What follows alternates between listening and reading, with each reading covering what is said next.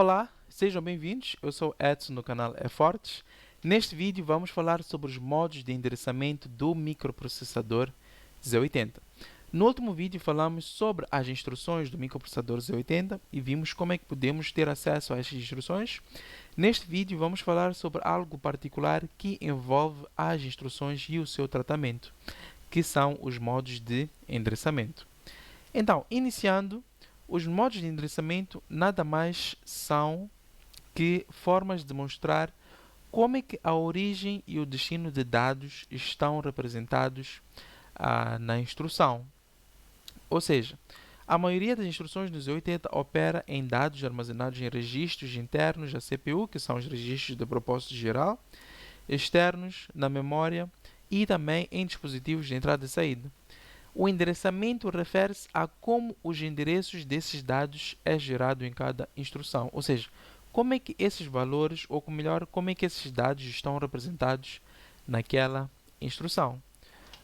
Tendo como primeiro exemplo, temos o endereçamento imediato. Todos esses endereçamentos que vamos mencionar neste momento, eles referenciam a como é que a origem está representada na instrução. O que é a origem? É o dado que pretendemos trabalhar com ele. Se estamos aí buscar um dado para colocar no registro, é aquele dado que é a nossa origem. Então, no endereçamento imediato, nós já conhecemos, olhando para a instrução, qual é o dado. Neste exemplo, por exemplo, load A,4F, que nós já sabemos que é carregar o registro A, o acumulador, com o dado 4F, o dado é 4F. Ele está imediatamente representado naquela instrução. Nós já conseguimos ver na instrução qual é o dado. E depois temos aqui, no mesmo exemplo, como é que estariam representados o opcode em hexadecimal e o operando também em hexadecimal, olhando para a linguagem de programação do microprocessador Z80. De seguida, temos o endereçamento direto.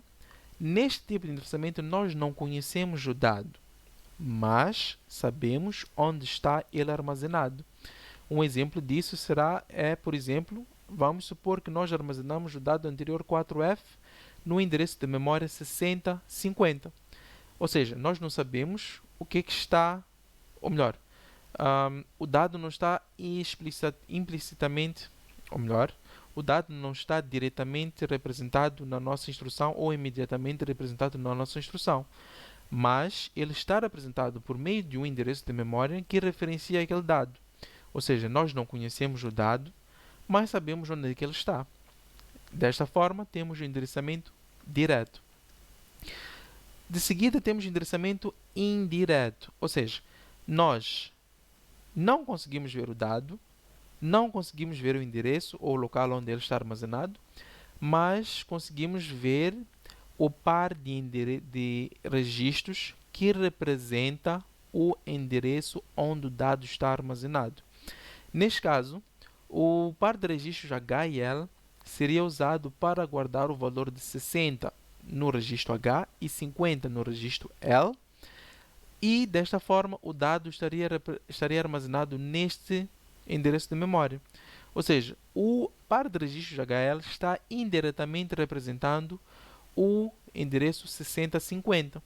E temos aqui embaixo como é que esta instrução estaria armazenada na memória do programa. Então, desta forma já conseguimos ver que temos instruções de 2 bytes, que já falamos anteriormente. Esta instrução ocupa 3 bytes na memória e esta instrução ocupa somente 1 byte na memória. Temos mais tipos de endereçamento, que é neste caso o relativo. No endereçamento relativo, ele geralmente acontece quando nós realizamos saltos relativos de acordo a uma posição em que nós estamos. Por exemplo, se nós pretendermos saltar 4 casas para além daquela onde o program counter está naquele momento, este salto será relativo à posição do program counter. Então, se nós executamos a instrução JR04, ele vai saltar 4 casas relativamente à posição onde o program counter se encontra. Daí, endereçamento relativo. neste tipo de endereçamento, o byte seguinte ao código da operação, ou seja, nesta operação que nós temos, ele representa um valor que deve ser adicionado ao program counter para que seja reprogramado e realize um determinado salto.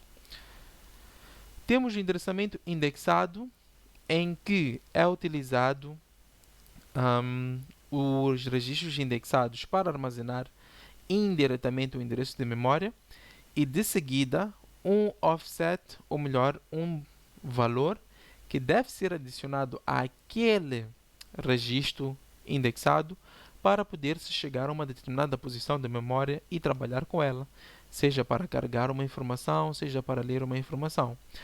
Com estes dois últimos tipos de endereçamento, nós conseguimos ver que eles podem ser muito poderosos quando estivermos a trabalhar com mapeamento ou passagem de blocos de informação de memória de uma certa quantidade de endereços de memória para outra.